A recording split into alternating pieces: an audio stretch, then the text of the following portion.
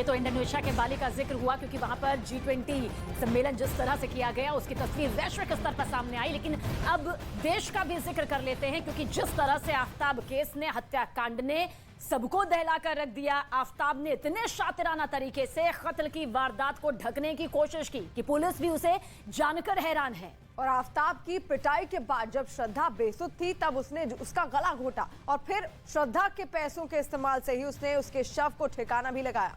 इस कत्ल के बड़े बड़े राज न्यूज़ 18 इंडिया को पता लगे, जो हम आपको इस रिपोर्ट के जरिए दिखाएंगे कि 18 मई की रात को दिल्ली के उस फ्लैट में क्या हुआ था जिस फ्लैट में श्रद्धा और आफ्ताब एक साथ लिव इन में रह रहे थे। इस सवाल की पड़ताल के लिए दिल्ली पुलिस की जांच टीम आफ्ताब को अपने साथ लेकर उस फ्लैट पर पहुंची। सूत्रों के मुताबिक फ्लैट में पूरे क्राइम सीन को रिक्रिएट किया गया। क्राइम सीन रिक्रिएट करने के लिए फ्लैट में एक पुतले का इस्तेमाल किया गया। जांच में पता लगा है कि 18 मई की रात आफ्ताब की पिटाई से श्रद्धा बेसुध हो गई थी और उसी हालत में आफ्ताब ने श्रद्धा की गला दबाकर हत्या कर दी।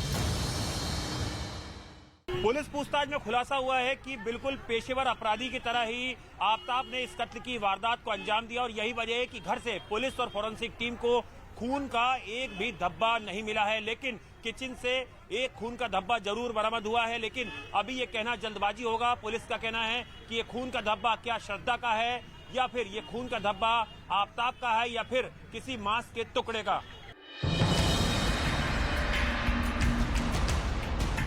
अपनी लिव इन पार्टनर श्रद्धा का कत्ल करने के बाद आरोपी आफ्ताब इतना कॉन्फिडेंट था कि बिना किसी झिझक या घबराहट के उसने कत्ल के बाद शव को ठिकाने लगाने की पूरी प्लानिंग तैयार की।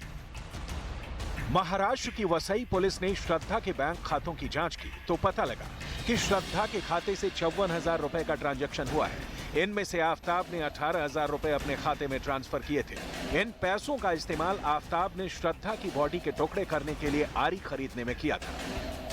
यही नहीं, इन्हीं पैसों से उसने परफ्यूम की 250 बोतलें भी खरीदी। जिस फ्रिज में आफ्ताब ने श्रद्धा के शव के टुकड़े रखे थे उसे खरीदने में भी उसने उन्हीं पैसों का इस्तेमाल किया।